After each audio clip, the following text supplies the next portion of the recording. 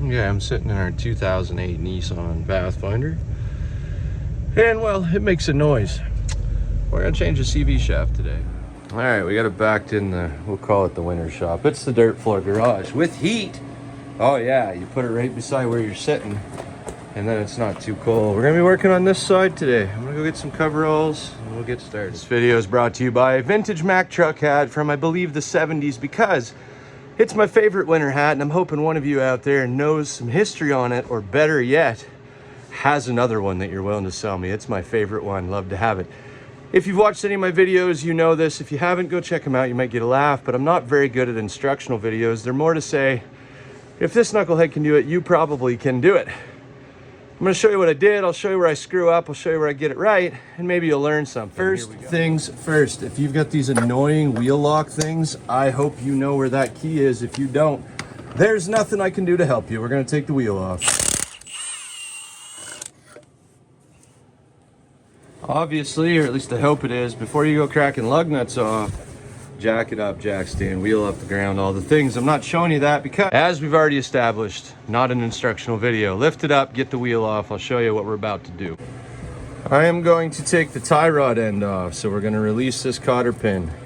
I'm going to release the upper ball joint. We're going to release that cotter pin. Back the nuts off, not all the way, so that we can persuade these things to come out. Then I'm going to come down to the sway bar link right here. I'm going to release it on this side. I'm going to go release it on the other side so we can roll that down out of the way. I'll show you what I mean. We're going to take the brake caliper off, which is going to be this bolt right here, and one down on the bottom that you will find right there, if you can see that. So this bolt, hang the brake caliper with a piece of wire, cotter pin out, back that off but not take it off. Same thing here. Then we're going to release this. You're going to need a socket and a wrench on the back side, and then we're going to pull this bolt out of the lower part of my strut. Now you're going to think I can probably do it without taking that bolt out. Believe me, I've tried, and it can be done if you've got a small lift like 2 inches, which I don't on this, but I do on that thing. You can do it, but it's a headache, so we're just not going to play that game. First thing to get out of the way, this brake caliper. I made this thing. You can buy them. This is just a hook, so I can hang it right there in my frame, hang the caliper from it so it's not hanging on the hose. It's just a piece of wire that I salvaged off the old election sign that I cabbaged after the election was over to make an archery target for my son. Instant hook to hang your brake caliper. 2 19 mil bolts. Let's get them out of there. There's those bolts. I've got one of these handy magnetic trays, but you want to know what's better?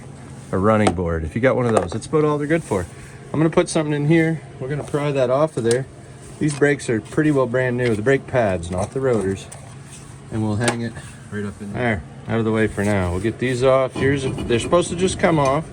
You might need to thump them. Mine, see, I've been in here. I put some Never Sees, so they came right off. We'll lean them against the tire that I put under there so that if everything falls down, it lands on the wheel and not on this guy. Okay, next thing we're gonna do is cotter pin, cotter pin, cotter pin. Everybody's got their favorite tool. I like to honestly use whatever's laying around. But today, these are actually my favorite. I'll show you why. Because when I use needle nose pliers, they do this part fine. You straighten the cotter pin, right? You straighten it out. And then what I do is I put the needle nose pliers in there, I hit them with something, and I break the pliers. This one is clearly going to be horribly seized, so I'll get back to you in an hour when that's free. Mercifully didn't take an hour, that's why I use these. I just destroyed it, it's out, so we're going up here to finish this one off. And we will replace those, obviously, before we redo this. Ooh, it's not even seized, sweet. This is a 22 mil. We're going to back it off, but not all the way off, remember? Enough to protect the threads, the end of the threads. I'll show you what I mean. See, we're going to come up a little further. And we're just going to leave that a minute. I'm going to spray some penetrating fluid in there so it releases easier. This one up here, also 22, same thing. We're going to back it down and protect the end of the threads with it. Now there's pressure on your suspension system. I'm kind of counting on that, hopefully to help this upper ball joint release. We'll see. My sway bar link is a 19mm wrench on the back side and a 17mm socket on the front side. But sometimes I've seen them where they're an 18 on the back side. Why? Well, because that's the size wrench nobody owns. While we're on the sway bar link, we're gonna go do the other side as well, because I need to be able to pull this out and swing the bar down. Now, if you get your jack over here underneath your knuckle, lift it to just the right spot to get the pressure off your sway bar. That'll slide right out on this side. We may have to do the same on the other side. I'm gonna go check it because it might be free on the other side. It wasn't free. And I could have just hit it with something, but it's a good way to bugger the threads up. And then you gotta do sway bar links too. And I don't want to because it's cold. -10. So it's actually warmer than it was and colder than it. We've had false spring, we're in second winter. Soon we'll have mud season here in Eastern Canada. Sway bar is rotated out of the way. Next we're gonna free up this. Now we've done the penetrating oil. I have pickle forks and all the things, but sometimes if you just pickle it, it will let go without damaging anything because we left the nut on, which is perfect. There we go. Perfect. So we should be able to back that nut off. Same thing up here, although don't damage your sensors. Sometimes the down pressure of the shocks will do it. It's not go. Oh, is it moving? It is. I've also got a pry bar that might do something. If we got to go to the pickle fork, I will. And you're thinking, why not just do that right away? And that's because every time I do, I damage that boot right there. And I don't want to, so we're trying this first. Here's what worked. Pry bar in there where it wouldn't hurt anything. Little upward pressure, little tickling on the knuckle. Right there and right on this side. And it just went pop and we're all good. So those are free. We'll get those nuts off in a minute. The next thing we're gonna do is unhook this wheel speed sensor so we can't break it. Change of plans. Because I don't want to break that connector, I'm gonna pop this free right here, right here, right here. And I might be able to do this without unplugging it. Probably not. We'll be back to unplugging. Okay, next we're gonna try this bolt right down here. So let's try 19. It's a 19. I don't know what it is on the other side, but we'll find out. I've got an impact gun, so I'm gonna use that. Now, if this job's gonna get funky, if you live where there's salt, this will be where it is. That bolt will be seized in there, and then you gotta cut it, and then you need a new strut, and then I'm sort of kidding, but only sort of. It's unlikely. If you live somewhere without salt, you're golden. But it's a pretty new strut, so I'm gambling that it'll come out. If it doesn't, that's where the name of this channel came from. Every job is one broken bolt or seized bolt away from becoming a 3-day ordeal. I didn't make that saying up, but it is so true. It is, in fact, a 19 on both sides. We put the jack there because there's a little pressure on your suspension, and it's either coming off or we're breaking it. Here we go.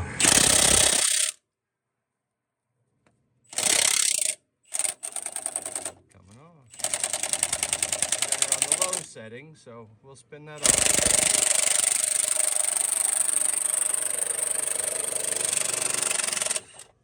I set it down low so we couldn't break it all at once. You know what I'm talking about?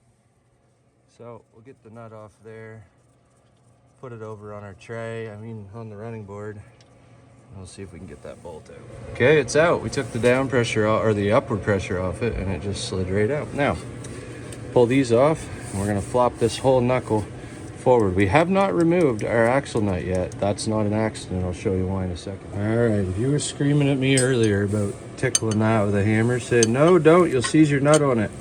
You were right. I told you I'd show you where I screwed up. You should take your nut all the way off first, because if it's on there tight, then it'll just spin in the ball joint. So I gently clamped a set of grips on there. We did some penetrating fluid. We tapped it with a punch a little bit to get it broke free, and we're all good. It will scar up your tie rod end, I said ball joint, a little bit where it seats in the knuckle, but it'll be fine. It'll be fine. Yeah, it's a 17-year-old vehicle. Let's be real, okay? Some tie rod ends have an Allen fitting or a Torx fitting in here, which is awesome, but not this one. No, why would it do that? Now I'm gonna throw the nut back on there, because then it's harder for me to figure out how to lose it. You know how it is. And we're free up top, right there, like that. Now, I'll put that back, same reason, harder to lose it. That one came right out. I told you, we didn't take this off, and that's because I'm hoping to use this as a lever to release my CV shaft. That's what we came in here to get. So if I just give it a quick tug, look at that, came right out, perfect. That's what we wanted. We'll put it back a little bit so that it doesn't end up hanging on this wire. It's not gonna, perfect. So my CV shaft is free inside just by leaving it hooked and giving it a pull. Now we're gonna release the axle nut. You can do that by hand. I've done many. You take like a pry bar, you put it between your spindle, your stud things kind of this way against the ground to hold it from spinning. Then you take a breaker bar and you do it. Or you use an impact gun. Some people don't like that, but that's what I'm gonna do. It's a 32 millimeter deep socket, and away you go.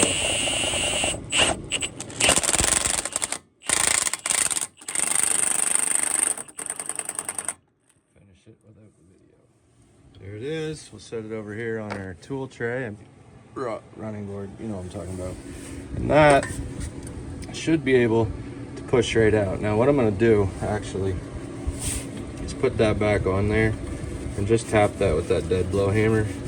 It might damage the threads a little bit, but I don't care because I'm not using it again. For those screaming at me, don't hit it. I was just kidding. I took a punch, put it in the center. There's a little indent, and just put it back through. If you've got a puller that pushes on the center, you can do the same thing. It's out. I'm just gonna wrestle it out. All right, that's what the hole looks like. Now, because they sell them in pairs, and I like to know where I've been, I'm gonna do the other side too. In fact, it's the other side that's actually worse. So we're gonna keep that one as a spare. We'll get the other side out, replace it. We're on the other side. Now this is the one that was bad. I was wondering if it might be separated. That's why I started the video on the other side. I backed these all the way off, so now I know they're loose. Live and learn. And I'm just gonna hit them with a punch this time, because why not? We'll try something new and see. And this doesn't happen very often, but while I was doing this one, that one popped free. Hooray, we're good to go. Strap bolt, give this a pull, release that. We're good to go with the new one. Everything's free. Put the nuts back on so I can't lose them.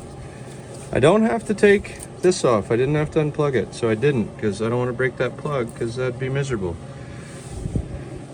Freed up, ready to go.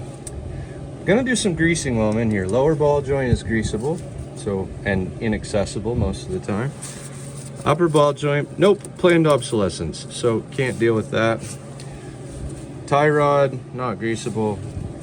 Sway bar link, not greasable. You can buy greasable ones, but I haven't had to yet, so we're just gonna do the lower ball joint while we're in here. Again, just a quick pull, and it should pop right out. There you go.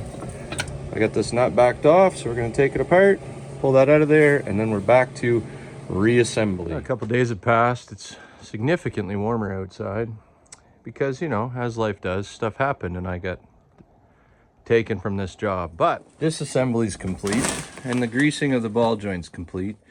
We're gonna try to take the new CV shaft, this hammer, put it up in that hole and install it. I'll show you a couple things that hopefully will help along the way. This is the new CV shaft, the end that goes into right where it came out of. I've added some grease to it. Here's why. This is the locking ring, and I usually try to position that opening down. Now I don't know if this matters or not, but I do, and I add a little bit of grease, which you probably aren't supposed to do, so that the ring will sit centered instead of falling all the way down and having those ridges to catch. So the goal for me is to get it there, and then I try when I put it in to have this gap facing down to the ground. So I'll landmark it, like, I don't know, on something like that. I'll orient the gap to be opposite that, so I know if that's up, then the gap is down. So we're gonna put it in there and try. As you can hear, in my breathing, that's a cuss of a job, but it's in. I wanna show you a couple things that help me. Sometimes you can just hold them in there, nice and straight, old nut, on most of the way. Grab yourself a dead blow hammer, stand up and give it a good couple whacks right straight in. It'll pop right in. Sometimes you can't. In my humble experience, I haven't done hundreds, but I've done more than 2 of these. The sometimes you can't, That's pretty much all the time for me. So here's what I have resorted to doing the last few times. I get a piece of wire that I got to remember to take out of there. You can see it right here. It is supporting it right there. It's hanging it so that the approach is straight. Okay. Then, remember how I used the knuckle to pull it out? I get the ABS wire on the other side. I bring the knuckle around, which I can't do with the wire there. I put this right there. Line that up right there. I grab right here, I put my shoulder behind it, and I just give it some bumps. Once I know the other end has splines just like this, and you can feel when they're seated. Once they're lined up and seated, you're just trying to force that lock ring in. And your shoulder on that, and a bunch of little bumps, and you'll feel it kind of give, and in it goes. And I breathe a sigh of relief because man, do I hate that job. Then I get my dead blow hammer and just give it just a little tickle right on the end to make sure. Get your hand in there. You can tell if it's seated. Compare the new part and the old part, you'll know the difference. I'm going to retrieve that wire. I'm going to go around and try the same thing on the other side, and it probably won't work. And I'll show you something. Left the plastic on this one because, you know, I just haven't taken it off yet. That wire right there, it's suspending it. It's holding it straight so that it is going in right here straight. I've got the threads, the splines lined up. I can feel that. So I put it all the way in, twisted it till the splines are lined up. I'm going to come out here. Now, this is what the end that's in there looks like. It's got this ring. I've got that down. So on that one, it's facing down. I don't know if that matters. Just know that every time I've succeeded, I've had it down. That's all I got. Somebody told me once, give it a try. I don't care if you do it that way or not. Just now you know, okay? And then I'm going to do this. I've double checked that the splines are lined up. I got the shaft as straight as I can. I'm going to put a hand here to hold it straight. I'm going to put a shoulder here, and I'm going to bump it into that hole. And it probably won't work because I need two hands because it buckled. But I felt it starting to give. So here we go. It's in. I bumped it a few times with my shoulder. I felt it start to give, but it wasn't all the way in because I could reach in here and there was a gap right in there. You want to seat that flange, this flange right here, all the way in, but I felt it give. So I moved this. I took the dead blow, gave her a strike, felt it go just a little bit more, brought this back around, bumped it again, and in it went. Took a couple more insurance swings here. It's good to go. We're going to take the plastic off, give it a little test tug. Not too hard. You just went to all the trouble of putting it in there. Don't yank it out. Don't leave your wire in there. That'll make noises going down the road and you'll think you did something wrong. Ask me how I know. And then we're going to start putting this all back together. Is, as they say, opposite of disassembly. Just go backwards. Line this up here. Start to work it on. You're going to have to get your splines lined up. I'll probably need two hands for that. And then we'll put a nut on this side. Oh, no, they lined up. So we're going to take the new nut that came with it, spin it on there. We're not going to tighten it yet. Just put it on so it doesn't fall. Haven't got the jack involved yet. Probably won't need it. We're going to line this up by hand. Put that bolt back in there to hold the lower control arm from going up and down. I've not torqued anything yet, but I will torque that before I put the sway bar back on. I think I can put... Yeah, the tie rod won't be in the way, so we're going to put the tie rod back on. You live somewhere where there's salt like me. I've got that done. I'm going to do this. Now, take that nut, run it on there a couple times. It's probably going to go on hard. Put some penetrating fluid, your favorite. Doesn't matter which one. And now it spins free, so that when we try to tighten it on, it doesn't just spin in the ball joint, but it'll spin on the threads. You know where the nut is, right? You left it on there before? Of course you did. Yeah. All right, we're going to put this back together. May need the jack for this. We'll see. Did I say may need the jack? More accurately, definitely need the jack. So, came around the other side where the jack is, and I'm gonna go ahead and put this back together, do the ball joint on this side, and then only move the jack once. That's growth, see? A younger me would have moved it 8 times. I probably still move it 8 times. Who am I kidding? Let's get this back to the same spot. We're at the same spot over here, so we got the jack involved. If you need a place to store that upper ball joint nut, just stick it right there. And then you're just gonna run the jack to line things up and close the gap.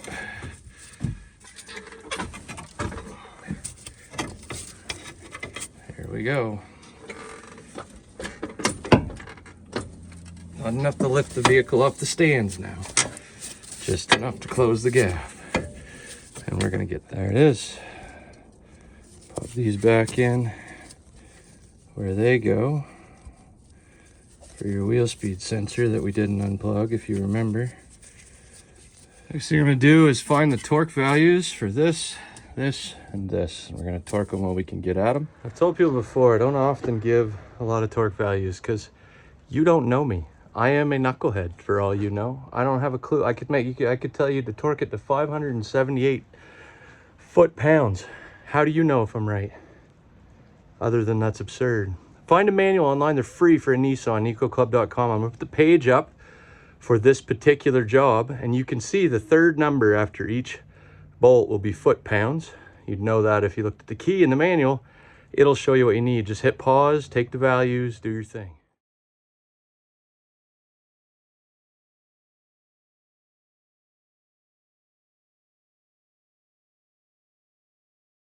These are torqued. Torque values are on the screen in two different pages because this is part of the suspension system. This is part of the steering system. This is part of the suspension system. And this is part of the suspension system. So this looked like a 5 and an 8 put together, a 6 and a 3 put together, a 1, a 5, a 5 and a put together, and a 6 and a 7 put together. Now, what I did before I moved the jack, okay, is I went around the other side, I torqued this, so the sway bar didn't need to move again. And I put the sway bar link on the other side because you can move the sway bar freely when they're both off. Now they don't line up. I'm going to need a jack. And since there's nothing more annoying or louder than moving a 3.5 ton jack around a shop floor, I don't care if it's dirt or concrete or pavement, it doesn't matter. It's just noisy and annoying. We're going to do it while the jack's on this side. So I'm going to let the jack down, actually. Which should allow me to get that lined up, I hope. So now that the jack is in play, if that'll slide in, I'm golden. If it won't, I can lift it up just a little bit if I need to and be able to tweak this around. But I think it's going to slide in. If not, I can put the jack right here and just tweak it up just a hair. So we'll see what we got. If that doesn't quite line up, there's no sense messing around when you don't have to. Just pick it up a little with the jack and it'll slide right in. Throw this on it. Torque it to that spec that you saw on the screen. And you are good to go on this side. Got it up far enough that I could hold it by hand. We're just going to retrieve the nut from the top of the tie rod, put it on there. Of course, you want to replace your cotter pins. Leave them open so you spill them on the ground. I put some of that please don't get stuck juice thing because I'll be the next guy trying to get them out of there for sure. Put them in, bend them so they stay because we don't want any rapid, unauthorized, and tragic disassembly while we're going down the road. And for my benefit, torqued and pinned, torqued and pinned. Torque doesn't need a pin. Torqued on this side and the other side as well. I remember doing that just a couple minutes ago. All right, we're gonna do brakes and then we will do our axle. I'm the only one. I do that on the video because then when I wake up in the middle of the night, see, this is the car my wife drives and now our teenage kids, and I think, oh, did I do that? And I don't want to come back out and put a torque wrench on it. So I can just watch this and go, yeah, look at that. I did. Or I didn't. That's happened before too. On to putting the brakes back together. So we'll put the rotor on where it goes. We can get it lined up with one hand. We'll retrieve our caliper off our hanger. Line these up here. We might have to push the pistons back in. I don't think so. I just did these brakes. I did not have to put the pistons back in. And I like to not if I can because the brake pads will help hold this while you line your bolts up. Now, those torque values are on a different page again. So I'll put those on the screen, but it looks a lot like a 1, a 3, and a 6 put together. The reason that I wanted to do that next is I should be able to use this screwdriver right in there to hold that while I torque this. That's the goal. I'll put this torque value on the screen because it is in fact in a different part of the manual again, under front axle. That held it, which is great. Can we get it out? We can.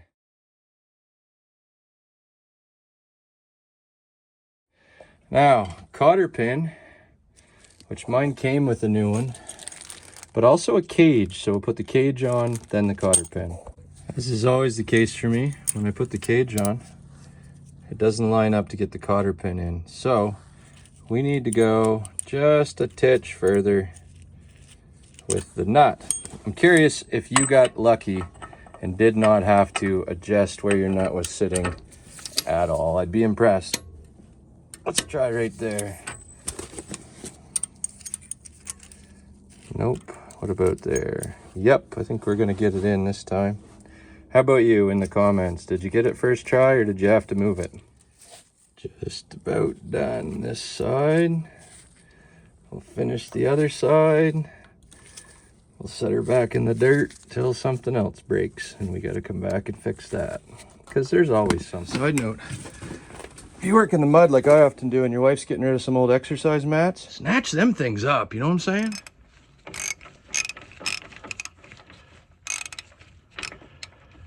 For those of you that just wanted the sound of a ratchet working, you're welcome. Put it in the bottom this time, we're on the other side.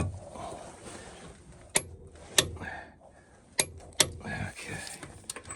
Now, what are the chances a cage lines up? Slim to none, perhaps?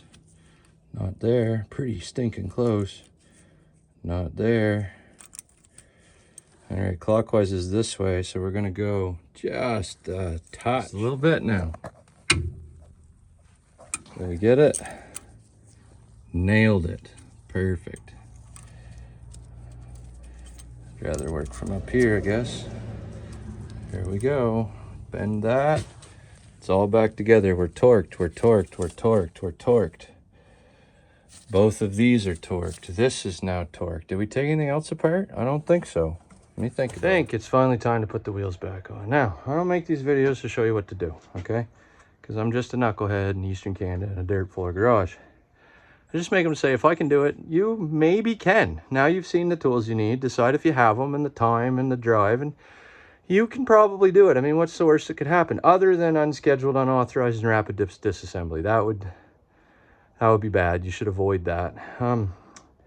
Now's the time that my teenage kids tells me, if you say, hey dad, that's what they say. If you tell people to hit that red button, eventually there'll be 1,000 of them that do it. And at that point, apparently, YouTube will pay money, and sometime in the next decade, this guy can buy a coffee, in which case I'll buy it for my teenage kid, because they would have been right. I'm not buying it, but why the heck not? It doesn't cost you anything.